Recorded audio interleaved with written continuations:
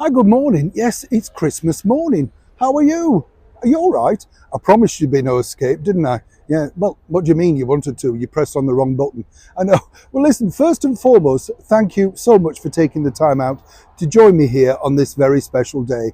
And of course, let's not forget to wish that very special person a wonderful birthday, right? That's so important, is it not? And what I find interesting about Christmas Day is wherever you are in the world, it does unite people. But the bigger picture is this, of course, that a lot of people do, through no fault of their own, have to spend time alone or are simply on their own. Loved ones have passed and simply they are now where they are, making the very best of it, getting through life. But what I wanted to do today was simply make sure that you don't feel totally alone. I mean, you might wish to be at the end of this broadcast. I say that with love, obviously, but you know what I'm saying. What we're going to do is try and give you a bit of entertainment, a bit of fun, and a chance to interact. So you will see an email address at the bottom of your screen. Now, the reason why I wanted to explain this in a little bit more detail is, are you like me? I'm not digital at all, so I'll be getting help on this.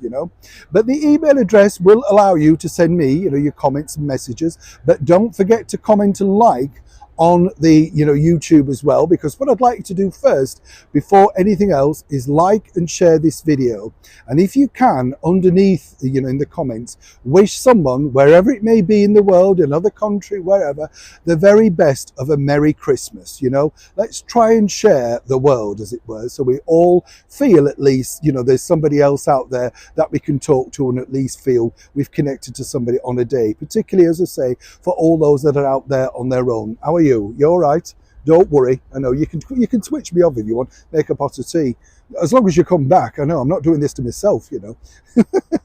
But on a serious note, if we could do that, share and like and send it around the world, that would be wonderful. And as I say, what I'd like you to do with the email below is I'm going to be asking a few things and a few questions and stuff like that. So if you want to get involved, send me some stuff, whether it be a comment or, a picture, if you know how to attach them and stuff like that. Can I let you know, by the way, I found a very easy way of doing attachments now for sending emails and stuff. I know, because I don't know about you, I get so confused in this digital world. But what the best thing to do, if you've got a picture, is to literally just take a picture of it on your phone and email it that way. This business of scanning it and cropping it and snipping tool and all of this nonsense, I can't get to grips with that, can you? But then somebody said, well, why don't you do this? And I thought, well, why don't you show me that in the first place? Far easier, you know what I mean? So what I want you to do, as I say, is enjoy the program, sit back, relax, get a cuppa, have a cup of tea or a coffee or a hot chocolate, or indeed, if we're splashing out, a bit of a Horlicks, and we'll take you through some of the things that I think you may enjoy throughout what's happened, some gossip, some chat, just a bit of fun, and something to maybe get your mind going, and think, oh yeah, never know, oh, I forgot about that, you know what I mean? So without further ado, yes, let's just start this broadcast, and I'm going to throw this out there. I want you can see the email now, can't you? What I want you to tell me is, this year in 2023, it's apparently been the year of the hottest male. I know. I know it's not me. Yes, I know. But of course, when we're talking about royal hottest males, of course, there was one man that really got the ladies going, particularly at the coronation. And for my favourite thing, I loved his involvement when, the Pengate thing with His Majesty the King. And the pen went wrong, do you remember? And he just very quietly, didn't he, just manoeuvred things around Her Majesty the Queen, Queen Camilla. Camilla was desperately trying not to laugh in that video. I thought it was so funny. But we're talking, of course, about Johnny Thompson, affectionately still known, even in his new title, as Major Johnny. But he's not the only sort of, hot sex symbol, if you were, of course, the equerries, is he? No, there are others. What about Her Majesty the Queen's equerry? Yes, take a look at this. Meet Major Ollie Plunkett, the coronation's other hot equerry. The King and Queen consort weren't the only reason, apparently, what kept TV screens alight on that coronation day. Now, as I say, Major Johnny has had a lot of admirers, but with Captain Oliver Plunkett in town, he might simply just have some competitions.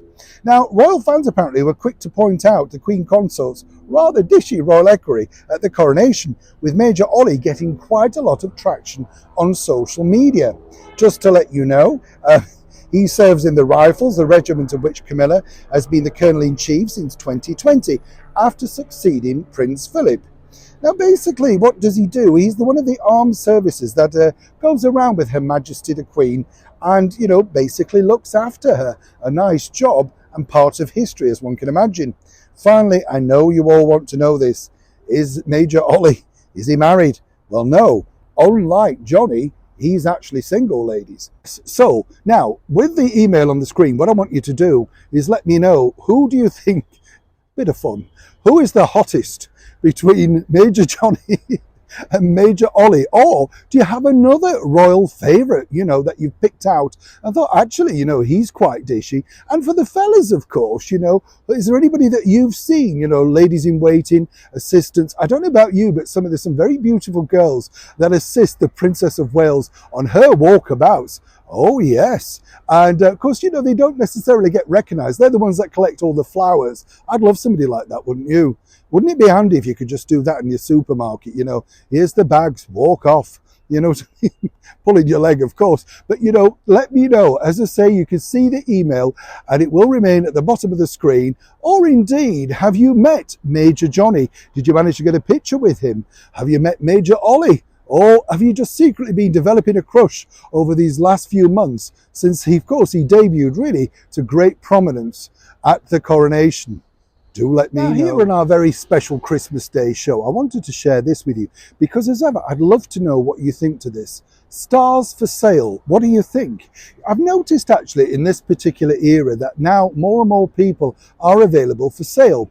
I mentioned earlier this year that, I don't know if you know this, but there's quite a lot of these things, but the most prominent one really would be Cameo. And this is where you can reach out via social media to a celebrity, and for a set fee, they will either wish you a happy birthday, good luck with the exams, all of that sort of stuff. Major names are on there, including the likes of Neil Sedaka, amongst other people. Incredible when you think about it. But I wanted to ask you, have you ever paid for any star's picture or name? The first thing I ever really sort of remember seeing about this was a colleague of mine who was a brilliant guy. He's called David, and way back in the 1960s when he was a very young boy, he had his picture taken with Sooty. That's right, Sooty the Glove Puppy, Sooty Sweeping Sue, Harry Corbett. And he said, we were just chatting. I said, oh, it's a lovely picture. And he said, yeah, but, Mum and Dad had to pay for it. And I said, you what? You had to pay? Yes, he said they had to pay. And I thought that was strange because, when you think back, you would have assumed that would have just been deemed as publicity. Chatting around, that wasn't the only person that actually charged in that particular era. I'm sure it's gone on for a long time. I was at a garden party many years ago at Twickenham, which was Brinsworth House, the home, of course, of all the wonderful artists that go to live there if they've sort of fallen on hard times. Dame Vera Lynn was there, and she was charging to have her picture taken. She said, of course, it was for her charity. But again, it was a bit of a shock because people didn't necessarily expect to pay. Not only that, also, when you think about it, way back in the 1950s, Hilda Baker, a very prominent comedian over here in the United Kingdom, not only didn't have just, pictures taken and charged for that, but she had personalised cards, which she would sign to you, but then you had to pay for them as well. So it got me thinking, have you ever paid for a celebrity? Would you pay for an autograph or having a picture with them? A friend of mine a couple of years back went to see Barbara Streisand in London. And, she had this wonderful picture. I mean, Barbara did look like a waxwork, it has to be said. And I said, are you sure this is Barbara Streisand? I mean, she looked totally different, But apparently what happened was you pay the money in advance and then you go to meet them, which is called the sort of golden circle or something like that, And then you don't go away with the picture. They take the picture, retouch it, Barbara, not you, and then they mail it on or email it on to you. I mean, strange business when you think about it. So do let me know, and if you can, and you've got a picture with a celebrity, maybe you paid for it or you didn't, let me know, and if you can attach it to the email, and what we'll do is we'll put some of them up in future shows so that we can see who you met, and do include detail like, what year it was, when you met them, the purpose of it, were you glad to meet them, were they nice, keep it sweet. But do you know what I mean? Things like that I'd love to know, because we've all got pictures with celebrities, and at that moment in time, Meeting that person was the most important thing, wasn't it? But when you look back, would you now think, I wouldn't pay for that again? Do let me know. Stars for sale. Agree or disagree? Get your vote in. This moment in proceedings, can we just say a very big thank you to everybody that is actually working on this day? You know, whether it be the fire services, nurses, doctors, everybody who literally, you know, the armed forces, the Royal Navy, the Navy, wherever it is in your part of the world, the British Army, you know, policemen, policewomen, you know, everybody really deserves our respect because obviously they're doing it to keep us safe and things going. And on a day where everybody really just wants to sit down and relax and say, well, it's Christmas, why should I work? Certain people have to work, don't they? And that's the problem. Not everybody can take the day off. So after me, let's give them all a big wave. Yeah, come on, you can be daft. A big wave and a big thank you to everybody who's actually working and taking time out on this day. I've worked many Christmas days, by the way. Yes. When I worked in hotels as a struggling thespian, well, yes, I know, a thespian, you know what I mean? Well, the thing is, I tell you, the biggest thing was we used to do all the Christmas lunches and stuff like that. But if you were late with the afternoon tea and the cake at 3 o'clock for the Queen's speech, as it then was, oh, near riots, do you know what I mean? Oh, yes. And I remember once having to walk down with this trolley. And it was like one of those hospital trolleys, you know, with the casters going all the wrong way, cups clanking and everything like that. People were getting really annoyed, you know, because I was waking them up. They were glad, of course, then when they got to hear the Queen's speech. But that is the sort of thing about working in Christmas Day. I once had to do Santa as well. Yeah. And guess what? You know, and when you're very young, you do these daft things, don't you? You know, but there I was as Santa, right, in this hotel. And they said, well, you know, the Santa hasn't turned up, you'll have to do it. And when you're young, you just get forced to do things. You're not allowed to have an opinion, are you? So I get out there, right? And they said, oh, you know, here's the sacks of presents. But what they did was they gave me the wrong sack, you know. So basically I was giving all the boys' toys to the girls and all the, you know, the other way around to the boys. And of course, tears are flowing. People are getting upset, you know, mums and dads are getting a bit frazzled. And of course, then there's always one kid, isn't there, says, you're not Santa. I saw you serving breakfast. There's always one ready, isn't there? You know, the perils of working with children and animals, as they say, aren't they? It's always fun, though, isn't it, when you look back at these things? I'll share a story a bit later on, or maybe in the future, about the time I had to dress as a bear. The thing, yes, on the high street. The promotional world of a thespian. It never stops, you know. Well, let's have a quick break and take a look at this.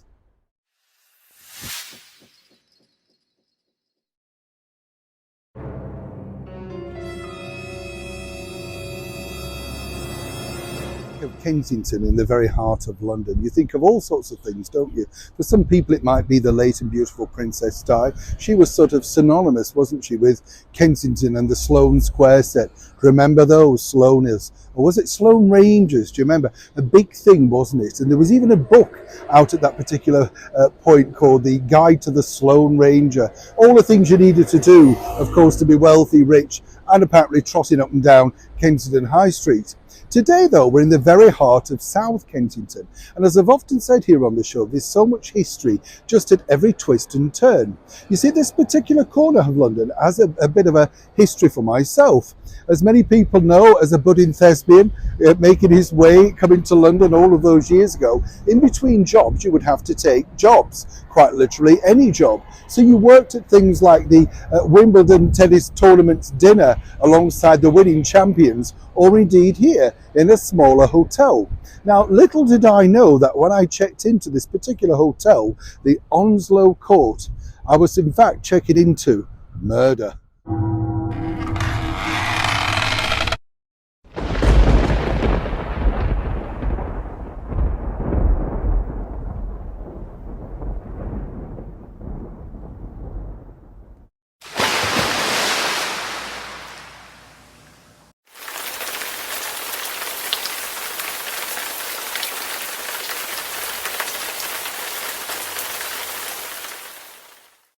That's right, you see, the hotel behind me here is now called the Kensington Hotel. Oh, it's all very posh in there, you know. But when I checked in a few moons ago now, let me tell you, it was a strange thing because you were still very excited about being in the very heart of London. You know, there you are, you're very young, you're going from job to job, you've got a lot of energy, you don't necessarily care whereabout you're staying as long as there's a bed, there's some food and a shower, you get the picture.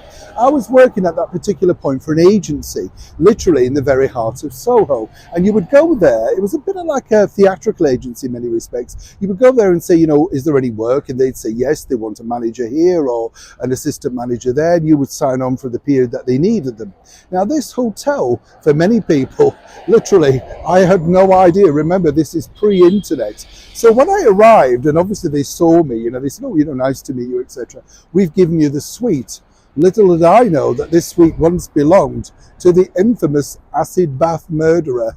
That's right, John George Hay. I kid you not. When you walked in, you see, the hotel had been very run down, and it was more a little bit like I don't know what you call it, like a boarding house. I do remember it having a red carpet, and everybody who was staying there was of a certain age, genteel, you might say, you know. But the thing was that even then, nobody actually said, oh, this was the infamy behind it.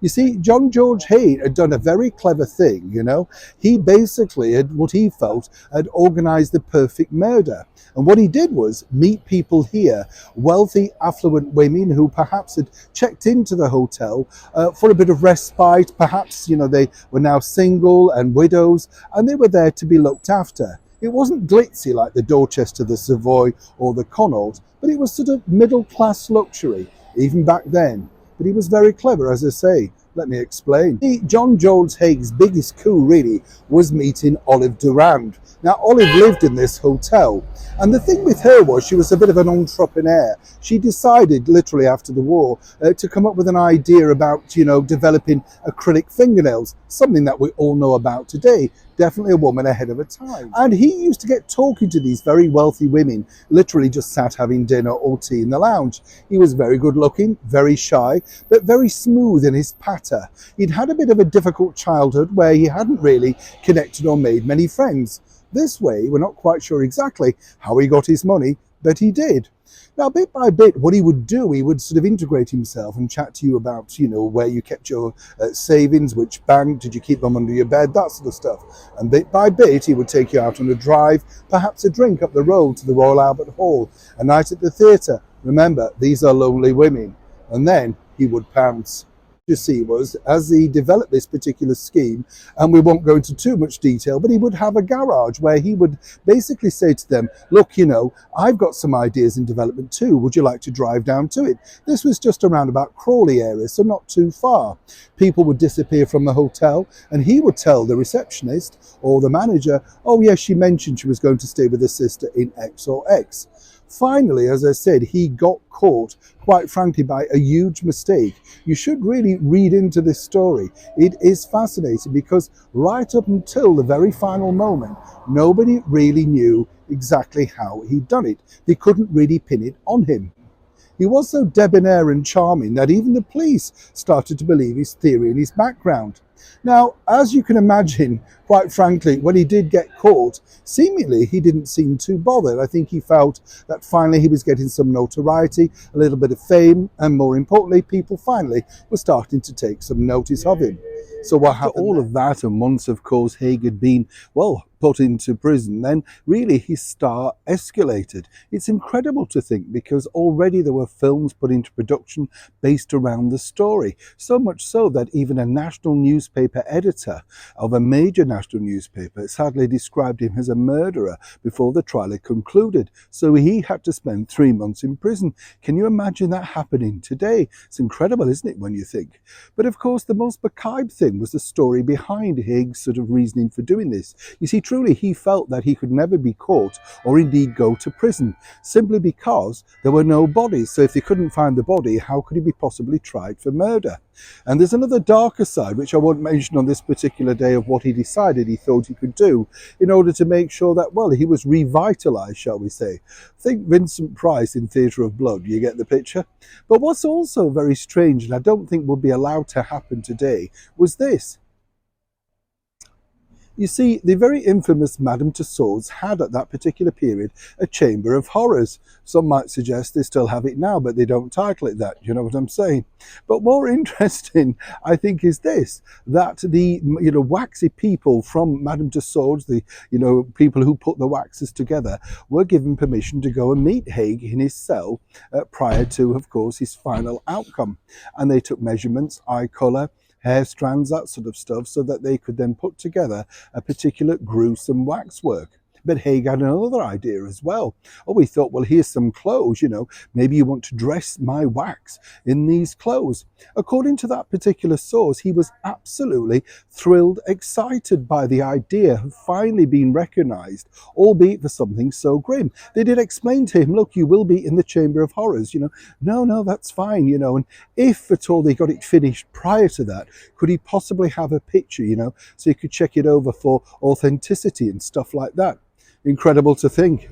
The end came, of course, in August 1949, but his story truly did live on. As I mentioned, lots of people were checking into the hotel and having tea there with this sort of gruesome reality, wanting to look round, all that sort of stuff, at exactly where this happened. Nothing like a bit of notoriety, is there? It's never really bad for business when you think about it. As I go right back to the beginning of this video, as I say, when I checked in there, I didn't know these things. I'm new to London, I'm finding my way, all that sort of stuff. And you can see that everybody, all members of the staff, they were sort of now asking questions. And I thought, no idea, didn't know what they were on about, So when you think about it now, however glitzy, glamorous and all that sort of stuff and the renaming is, when you look at the Kensington, it does have an infamous history. And as I've often said here on the show, when you walk around the streets of London, like you do in any big city, there's always history there. It's just that you and I possibly don't know it existed. But if you dig a little bit deeper, well, yes, you do find it. Haig was finally hanged by the infamous hangman Albert Pierpont, and apparently lots and lots of people were desperate to see the outcome. Naturally, it was a private situation. Now, as the story really escalated, as I say, it was turned into an NBC radio drama, fictionalized, of course, and moved on, turned into a movie, and then, as I pointed out, also turned into a TV drama with Martin Clunes. So some might suggest that this dark history of London, this particular man, Haig, really did get his dream. He's still being talked about today, and as I say, if you dig a little bit deeper in the darkest alleyways of South Kensington, you can imagine what it must have been like in the 40s, surrounded by the acid bath murderer.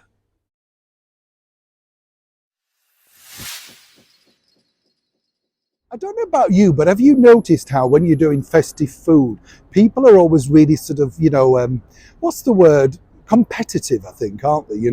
I've got friends who say, oh no, I do my roast potatoes like this, and I'm just grateful of food, aren't you? Anything. If you are on your own today, and I don't mean to keep saying that, but if you are, do make sure you look after yourself, give yourself a bit of a treat. It doesn't matter, does it, whether it's Christmas Day lunch? If you fancy, cheese on toast with a bit of Worcestershire sauce, ooh, that's lovely, isn't it? Or a bit of a trifle, yes, just treat yourself. It's about looking after yourself, making yourself feel wanted and feel good. It's not always about, all the trimmings that go on, But the reason why I wanted to mention this particular point of the program was this. I had a friend a while back, and he'd never, I kept saying, oh, I love a mince pie, Oh, do you? He said, yeah. Now, genuinely, he thought, right, that mince pies were filled with, like mince from the butchers. And when you think about it, you can understand that it wasn't a thing that he had in his country. And I think he was appalled, that we were eating this sort of mince inside pastries. Anyway, when I brought some in, I said, no, it's like this. Oh, all right. I said he liked them, started wolfing mine off, which I'd never introduced him at that point, you know what I mean? But it's interesting. I wanted to know, what sort of special thing do you make, every year for yourself? Is there something that you've got your own little family recipe for and stuff like that? If you have, again, if you want to, only if you want to, do send an email with some of that in, and we could read and share some of these recipes out, because I don't know about you, I often love and think, well, that's a good twist. A friend of mine did this, which I thought was lovely. Brussels sprouts. I know we'll be dividing the nation here, but well, the world, in fact, won't we? I love Brussels sprouts, but I remember going to a carvery a while back, right? And a carvery, you don't see them now, do you? But I love carveries because you could get bits and pieces that you never tried before and thought, well, I'll have a go at that. Now, they had Brussels sprouts, well, with chopped up bits of bacon, but on top of that, melted cheese, which was then lightly burnt. Ooh, absolutely delicious. Bit of cranberry on top. Meal in itself, and very cost effective when you think. So if you've got a very special thing that only you do at Christmas, or maybe Easter or something like that, and you think, no, this is always a family treat and they like it, let's have a look. And if you've got any pictures, again, you know how to attach them on the email below, like and share, and let's share with the rest of our wonderful chums and our community. You never know, you could become a superstar. You could be cooking for all of us. Yes? Oh yeah, we'll be round if we like it. Absolutely. And then,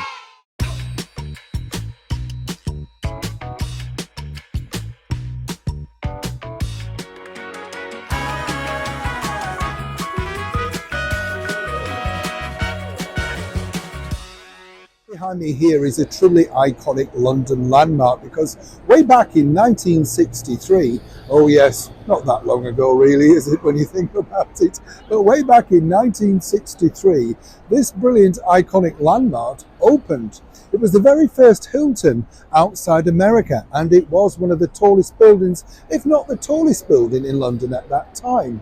Anybody simply wanted to stay there. It was the meeting place of the rich and the famous, and of the good and infamous, if you know what I mean. Now, way back at the very start of 1963, when it opened, it'd already been featured in a major feature film called Three Hats for Lisa.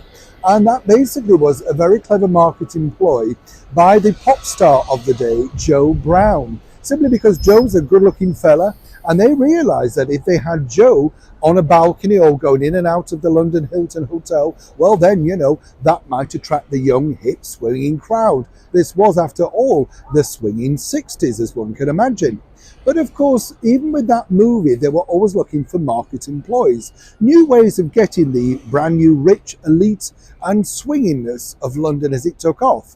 You have to remember, this is a period, obviously, of a big intersocial change. Suddenly teenagers were powerful, they had more money than ever, they had their own icons, and it wasn't really like the 1950s, because obviously in the 1950s we had pop stars, major pop stars like Elvis, Billy Fury, Cliff Richard, all of that sort of stuff. But really by the time the 60s came around, people felt that these were their people. They looked and dressed more like them, they had haircuts like them, and of course people like the Beatles and the Rolling Stones, Marianne Faithfull, Jerry and the Pacemakers were really making great rounds across the world. And when they were spotted here at the London Hilton, it truly meant something. But then someone inside the Hilton had a very clever idea, and it literally changed everything. Oh, picture the scene. Goldfinger's now opened. It's one of the biggest movies of the year. People are simply flocking to see James Bond, played by Sean Connery. Of course, look at the delightful and delectable Shirley Eaton, virtually all painted gold. And who remembers that now infamous marketing idea about that? That's right, you see, you couldn't paint Shirley fully gold. You had to leave a patch open so that the skin could breathe, or else she would have been suffocated in gold paint. What a way to go though, eh girls? Now what's interesting, as I say, is a man working inside the London Hilton, the food and beverage manager, had a very good idea. He had a contact, you see, over at Pinewood Studios. And well, he went along to see him and they had a chat. And suddenly he's got a bag full of, well, what you might call now very expensive goodies. These were sort of artifacts, bits and pieces from the set of Goldfinger. People didn't save things the way they do today, didn't realise the value. Suddenly, when he got back here to the London Hilton, he suggested to the bosses, well, why don't we open a 007 bar, a James Bond bar? Now, here's where it gets interesting, because they hadn't really patented that brand. So anybody, a little bit like the Beatles, if you remember with Brian Epstein, you could do Beatles talcum powder, Beatles wigs, all of that sort of stuff. And so, by 1965, the 007 bar, James Bond, was open. And it was an instant success. It was claimed that the 007 room became the hottest bar in London, serving martinis, stirred, not shaken, of course. Oddjob greeted the guests at the lists and escorted them to the bar. These apparently included Dinah Rigg, Peter Ustinov, Ronald Reagan, Telly Savalas, Raquel Welch, Michael Caine, John Cleese, Playboy Hugh Hefner, so many more different people. But the real piece de resistance, actually, the real lure to come into this particular bar at the Hilton on Park Lane, was none other than this man. Who remembers him? That's right, from Goldfinger, Oddjob. We all could do with an odd job, couldn't we? Do you remember the flying bowler hat which sliced things off? Oh, yes. Well, Harold Sakater was employed by the food and beverage manager to literally become the host of the 007 bar, and he even wore the clothes that he wore in the movie. Can you imagine getting away with that today? I'm not sure you'd be allowed to do that, but it's fascinating to think. The bar, as I say, became an instant success. Anybody who was anybody wanted to be seen or indeed heard there. They had a discotheque, they had literally, band singers, even people made records there. It was such a phenomenal place to see or indeed to meet. As you can imagine here on this particular strip on Park Lane, it didn't go down with the rivals, with of course the likes of the Dorchester. That was now seen as rather stuffy. Let's not forget that had big royal association with Prince Philip having his stag do there all of those years ago. This was the swinging 60s. This was, of course, 007 time. Quite frankly, by the time Thunderball came round, they couldn't keep up enough. They were open from 6 p.m. to 2 p.m. and everybody came here. Well, apart from Sean Connery. He didn't particularly get on well with the producers of 007. So even though they had an after-show party here, apparently Sean, wasn't too keen. Now, I've been lucky enough to attend many events here at the London Hilton. I remember a spectacular afternoon being entertained by the brilliant composer Tony Hatch. Remember Downtown? And when you go in here, you can sort of see in many respects that it's still very grand, still very gracious, and still quite glitzy inside. But how different it would have been in the swinging 60s, with, of course, the likes of, Oddjob at the door, a martini, beautiful ladies wherever you turn, and more importantly, being seen in the right location at the right time with the right people. Now, did you ever visit the 007 bar when you came to London in the swinging 60s? Were you here? Did you experience it? And more importantly, have you got any pictures? Or did you simply love the 007 films and did you think, yeah, I wouldn't mind being part of that? As ever, do let me know, like and share and comment in the bottom. And as you know, there's now a way of sending any pictures or extra thoughts via that email address. Now, are you ready for your martini? Do you fancy a bit of a musical interlude? Of course you do, yes. Because way back, when it was warm anyway, at least not like today, we went to meet a man at a wonderful place in Barnsley in South Yorkshire. Remember? The Astoria Centre, which is run by a brilliant organist himself, the former Blackpool Tower organist, Kevin Grinnell. But we were there, of course, to meet the current, still at 40 years plus, Blackpool Tower organist, Phil Kelsall. Now, Phil delighted a packed crowd in the Astoria Centre in Barnsley, and he played beautifully. And of course, he is a man that is played in front of His Majesty the King and the Prince and Princess of Wales, and received, as we told you, a wonderful award in Windsor, an MBE. Not bad, eh? You know what I mean? For doing something that you truly love. Of course, many fans of a certain era will associate the wonderful world of organ music with the brilliant Reg Dixon. Mr. Reg Dixon, otherwise known as Mr. Blackpool. I just wanted to share with you a little bit of footage that you haven't seen before of Mr. Phil Kelsall delighting the crowd and being wonderful on those sparkling keys of the Wurlitzer organ, literally in the very heart of Barnsley. Now remember, if you know the song, don't join in. You'll only spoil it. Take it away, Phil.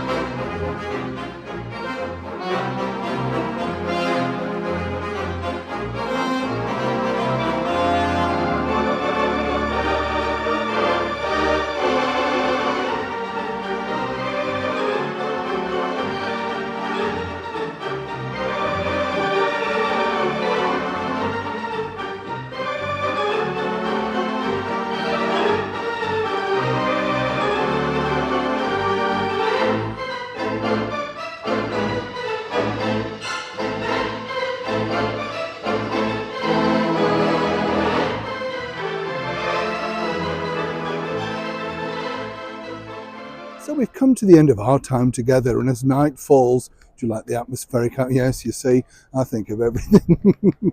As night falls, I just really wanted to say thank you so much for taking the time out and spending a little bit of your Christmas day with me. It's truly appreciated. Many people say, Neil, what are you up to? Why are you not, doing it live or whatever? It's difficult, as I say, I'm working, and so, there's different reports for different channels. Very difficult to keep up, as I'm sure you can imagine. What is nice, though, is to be able to spend some time with you. I hope we've entertained each other. I hope we've had a giggle. Please don't forget to like and share it with all your friends. Why should you suffer alone? I'm pulling your leg, of course. And finally, I thought you might like this. Now, this is from, a stint, shall we say, on Broadway. That's where I was lucky enough to appear as Billy Flynn. And what was nice about this was the promotional tape. We couldn't decide which role originally I was going to undertake, whether that was going to be that of Billy Flynn or Amos Hart, the put-upon guy. So the recording you're going to see is for that version of Mr. Cellophane, which, of course, is about the man who literally nobody notices and looks right through him. Yes. Could you say that of me? I'm not sure. I know, too cheeky, aren't I? You know what I'm saying? But seriously, thank you so much for your wonderful, company on Christmas Day. Now, I could see when we started this video, that cake, I can see that cake was pretty full. Now, well, you've worked your way through that, haven't you? Don't think I can't see through this lens, I know what you're all up to. Save me a little bit and I'll see you on the other side. And if you want, just following this finally, there's a performance of Mr. Cellophane from a hit musical, Chicago, from yours truly. Merry Christmas, everybody, and once again, thank you. Cellophane, Mr. Cellophane, should have been my name, Mr. Cellophane, 'cause you can look right through me, walk right by me, and never know I'm there. I'll tell you, Cellophane could have been my name, Mr. Cellophane, it should have been my name, 'cause you can walk right by me, look right through me, and never know I'm there, never even